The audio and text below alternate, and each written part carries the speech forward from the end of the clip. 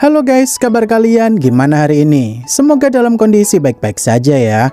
Kali ini admin mau ngelanjutin nih spoiler Battle Through the Heavens versi komiknya. Di sini admin mau tegaskan sekali lagi nih, kalau kalian suka bisa langsung disimak saja, tapi kalau kurang suka dengan versi komiknya ini bisa skip aja ya. Baiklah, tanpa berlama-lama lagi, inilah spoiler alur cerita Battle Through the Heavens. Ujian yang berlanjut dengan lolosnya Chuji yang saat itu dapat poin 707, para peserta lainnya pun pada akhirnya mulai ikut maju tuh untuk dinilai pula. Setelah itu Baiying lolos juga dengan 785 poin, Chao Dan lolos dengan 846 poin, serta Dan Xuan dapat 903 poin. Saat Xiaoyan maju untuk dinilai pula, para penonton yang ada di sana pun sangat menantikan hasil penilaian itu, karena mereka penasaran apakah Xiaoyan bakal melampaui rekor poinnya Chao Ying. Di sini Chao Ying juga nggak sabar pula tuh pengen lihat Xiaoyan bakalan dapat poin berapa, karena nasib keluarga Ye saat ini ada di tangan Xiaoyan. Tetua Sheng Yao yang dibuat takjub dengan kekuatan jiwa milik Xiaoyan, karena kekuatan jiwa yang dipancarkan barusan jauh lebih kuat dibandingkan milik Chao Ying saat ujian penilaian dulu. Semua penonton sih bersorak ketika melihat hasil penilaian itu. Chao Dan, Baiying serta Dan Xuan masih nggak percaya dengan hasil yang keluar di sana, karena poin yang didapat Xiaoyan adalah 1395, lebih tinggi 300 poin dari hasil yang didapat Chao Ying saat ini.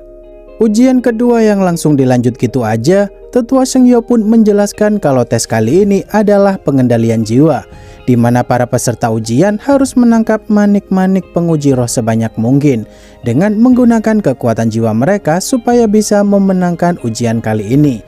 Tentu saja para penonton di sana pun berkata tuh kalau Chao Ying adalah pemenang ujian pengendalian jiwa sebelumnya dengan mendapatkan 89 manik-manik. Saat ujian kedua dimulai, semua peserta dari perwakilan keluarga masing-masing mengeluarkan kekuatan jiwa mereka. Xiaoyan yang memadatkan kekuatan jiwanya itu membentuk tangan raksasa, dia pun mulai menangkap manik-manik itu. Di sisi lain, Baiying terlihat sangat kerepotan dengan manik-manik yang terus menghujani dirinya, karena kekuatan jiwa yang dibentuknya nggak bisa menahan berat dari manik-manik tersebut. Sedangkan Chao Dan, dia membentuk kekuatan jiwanya menjadi kecil-kecil supaya lebih gampang untuk menangkapnya. Melihat apa yang dilakukan oleh Chao Dan cukup membuat Xiaoyan kepikiran, dia pun punya ide tuh untuk memisahkan kekuatan jiwanya menjadi sebanyak mungkin daripada hanya memfokuskan pada satu titik doang. Dan saat Xiaoyan mengeluarkan telapak tangan bayangan di sana, Tetua Sheng Yao pun mengumumkan kalau ronde kedua udah selesai. Dan ketika beliau nyuruh semua peserta untuk ngasih lihat manik-manik yang diperolehnya, saat itu si Chuji mendapatkan 31 manik-manik. Untuk Baiying mendapatkan 43 manik-manik, sedangkan Chao Dan mendapat 56 manik-manik, serta Dan Xuan juga mendapatkan 66 manik-manik. Chao Ying yang mendengar kalau Xiaoyan mendapatkan 93 buah manik-manik, tentu saja dia pun sangat kaget tuh karena pria yang dia remehkan ternyata cukup berbakat. Di sini Tetua Sheng Yao mengumumkan ronde kedua kembali dimenangkan oleh Xiaoyan. Para penonton di sana pun bersorak lagi tuh karena Xiaoyan lagi dan lagi mengalahkan rekor dari Chao Ying. Xinlan dan Ye Chong di sana juga sangat senang dengan kemenangan yang berturut-turut itu. Sebab dengan begitu posisi tetua 5 klan besar masih dipegang oleh Ye Chong.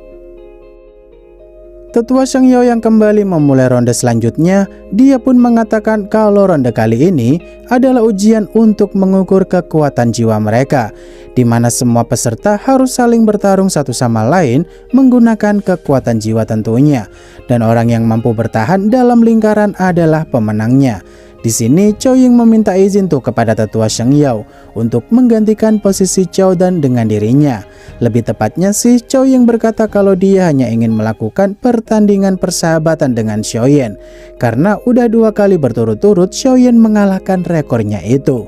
Tentu aja Tetua Sheng Yao berkata kalau pergantian peserta hanya boleh dilakukan 1 kali, karena pertukaran ini juga harus dapat persetujuan peserta lain. Chaodan yang mengerti maksud dari kakaknya itu, dia pun berpura-pura sakit perut tuh, supaya kakaknya bisa menggantikan dirinya. Peserta lain pun tidak keberatan dengan pergantian Chaoying tersebut. Tentu saja Xiaoyan juga menyetujui permintaan Chaoying, karena dengan begitu Xiaoyan bisa mengukur kemampuan Chaoying sebelum pertandingan peleburan pil dimulai nantinya. Melihat persaingan yang kian memanas antara Xiaoyan dan Chaoying, tentu saja tetua Shengyo pun memulai ronde ketiga tuh. Di saat itu Xiaoyan dan Chaoying saling beradu kekuatan jiwa mereka. Tentu saja kekuatan jiwa kedua belah pihak menciptakan gelombang besar yang membuat arena berguncang. Semua penonton juga diminta untuk segera membuat perisai doji supaya nggak terluka. Yang pastinya Bai Ying dan Qiu Ji sampai terpental karena merasakan kekuatan jiwa Xiaoyan dan Chaoying sungguh mendominasi. Di mana Dan Xuan sendiri juga berkata kalau pertarungan kali ini hanya pertandingan antara Xiaoyan dengan Chaoying doang, karena mereka semua tidak ada yang mampu mengimbangi kekuatan jiwa milik Xiaoyan dan Chaoying. Chaoying yang mulai tertantang akan kemampuan Xiaoyan yang masih belum terpental keluar seperti peserta lain. Tentunya hal itu makin membuat Chaoying penasaran tuh sama batasannya Xiaoyan, di mana Chaoying mengeluarkan serangan jiwa berbentuk Phoenix api untuk memaksa Xiaoyan supaya keluar arena. Setelah itu Xiaoyan yang tak tinggal diam dengan serangan yang dilancarkan oleh Chaoying, dia pun menahan serangan tersebut dengan kekuatan jiwa yang skala kekuatannya sama persis, supaya dirinya tak keluar dari arena sana. Chaoying yang memuji Xiaoyan kalau dia cukup hebat bisa menahan serangan jiwanya itu, tentu saja hal tersebut pun makin membuat Xiaoyan penasaran juga tuh sama batasannya sendiri, karena dia udah lama juga tak melawan orang kuat seperti Chaoying. Sontak ucapan Xiaoyan ini makin membuat Bai Ying dan kawan-kawan tercengang tuh, karena Xiaoyan ternyata masih belum serius dari tadi. Sampai-sampai Bai Ying, Qiu Ji, serta Dan Xuan memohon kepada tetua Shengyo untuk udahan aja, karena mereka bertiga sadar diri bukanlah tandingan Xiaoyan dan Chaoying. Chaoying yang berkata kepada Xiaoyan apakah dia udah siap menerima serangan pamungkasnya. Tentu saja Chaoying mempersilahkan Xiaoyan tuh untuk mundur kalau dia merasa takut. Namun Xiaoyan yang masih penasaran juga dengan kekuatannya sendiri, apakah dia bisa menahan serangan Chaoying. Pada akhirnya sih Xiaoyan pun menerima tantangan Chaoying. Entah serangan apapun itu, Xiaoyan pasti akan berusaha menangkisnya. Chaoying yang mengeluarkan kekuatan jiwa skala besar untuk menunjukkan keseriusannya kala itu, tentu saja ledakan kekuatan jiwa tersebut membuat Xiaoyan serta semua penonton langsung tercengang, karena Chaoying menjelaskan jika serangannya kali ini adalah salah satu teknik jiwa yang dulu merupakan kekuatan tempur para kultivator yang menggunakan kekuatan jiwa untuk bertarung. Bahkan digadang-gadang teknik jiwa ini merupakan teknik kuno dari masa lampau.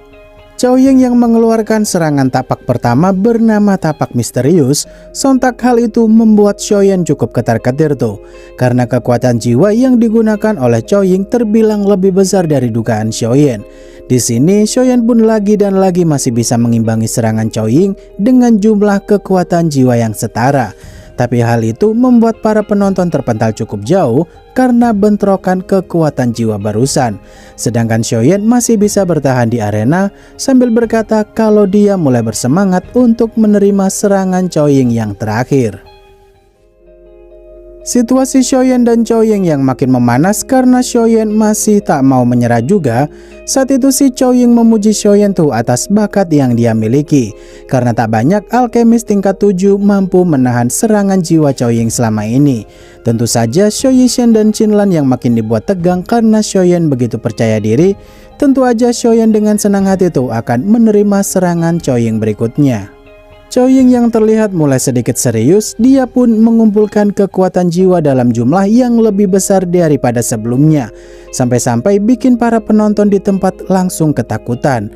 Di sini Xiaoyan mulai sadar tuh kalau serangan kali ini nggak bisa dianggap remeh, karena Chaoying mulai membuka segel tangan di serangan kali ini, yang artinya serangan jiwa selanjutnya ini bisa dikatakan jauh lebih kuat dari yang tadi.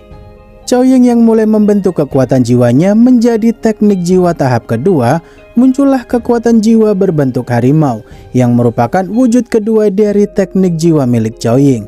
Tentu saja melihat kengerian teknik jiwa Chao Ying tersebut membuat Xinlan cukup takut kalau Xiaoyan bakal kalah. Di momen ini, Xiaoyan yang dengan sigap mampu menahan serangan jiwa tahap kedua Chao Ying dengan pertahanan yang sama pula. Tentunya hal itu akan membuat Xiaoyan makin kelelahan, mengingat jumlah kekuatan jiwa yang dipakai Xiaoyan aja jauh lebih banyak dari sebelumnya pula. Xiaoyan yang saat itu membuat segel tangan begitu mirip seperti yang dilakukan oleh Chao Ying tadi. Tentu saja hal itu pun membuat Chao Ying begitu kaget tuh. Kenapa Xiaoyan bisa-bisanya meniru segel teknik jiwa milik Chao Ying? Walau tak sama persis dengan teknik jiwa milik Chao Ying, kekuatan jiwa Xiaoyan sih udah cukup membuat Chao Ying terdiam sejenak. Di mana momen Xiaoyan mengumpulkan kekuatan jiwanya itu untuk jadi serangan jiwa, hal itu pun membuat Xiuji dan yang lainnya merasa sadar diri tuh kalau mereka bukanlah tandingan Xiaoyan. Xiaoyan yang makin bersemangat setelah tahu metode teknik jiwa yang dipakai oleh Chao Ying tadi, maka tak akan sulit tuh untuk membuat serangan jiwa sekuat ini dengan metode serupa. Tentu aja Chao Ying sendiri juga terlihat begitu bersemangat, karena baru kali ini dia dapat lawan yang langsung bisa melakukan hal itu hanya sekali lihat doang. Dan ketika dua kekuatan mengerikan itu mulai dilancarkan untuk menentukan siapakah yang akan menang di ujian kali ini, ledakan kekuatan jiwa mereka pun berbenturan satu sama lain, sampai-sampai menciptakan suatu ledakan yang cukup intens di dalam arena ujian. Tetua Sheng Yao yang melihat kejadian mengerikan itu tepat berada di depan matanya. Dia saat itu sih hanya bisa batin doang tuh dalam hatinya. Kalau lantai arena yang baru aja direnovasi, malah dihancurkan mereka berdua. Sedangkan kakek Tianhu dibuat cemas sama keadaan Xiaoyan, apakah dia baik-baik aja. Di sini Dungeon dibuat penasaran juga tuh sama siapakah yang bakal memenangkan pertandingan kali ini, karena melihat mereka berdua adu kekuatan jiwa aja udah membuatnya begitu bersemangat dari tadi. Xiaoyan yang masih sanggup berdiri di arena walau dia udah begitu kelelahan, tentu saja hal itu pun membuat Chao Ying cukup senang tuh sama pertandingan kali ini. Namun orang-orang yang menyaksikan kejadian itu dibuat kagum sama sosok Xiaoyan, karena baru pertama kali ini ada alkemis tingkat 7 yang bisa menahan semua serangan jiwa Chao Ying. Bahkan Chao Ying sendiri mengaku kalah di pertandingan kali ini karena Xiaoyan mampu menahan 3 serangan dia.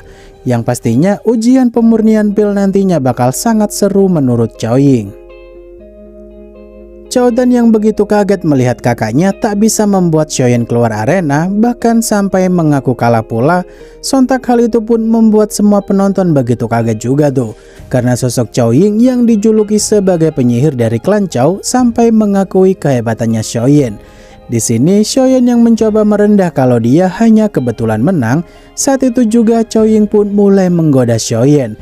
Kalau Xiaoyan tak serius di kompetisi pemurnian pil nantinya, maka Chao Ying akan sangat marah. Xiaoyan yang tiba-tiba aja salting karena digoda oleh Chao Ying, Tetua Sheng Yao pun mengumumkan kalau Xiaoyan jadi juara pertama di ujian awal ini.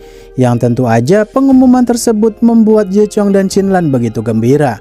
Di momen itu Chao Ying pamit untuk undur diri karena ada urusan, di mana Xiaoyan berpikir kalau harus hati-hati menghadapi Chao Ying nantinya. Di sini kakek Tianhu lagi dan lagi bikin usil tuh, di mana dia nyamar jadi Shun-er sampai membuat Xiaoyan ketakutan histeris.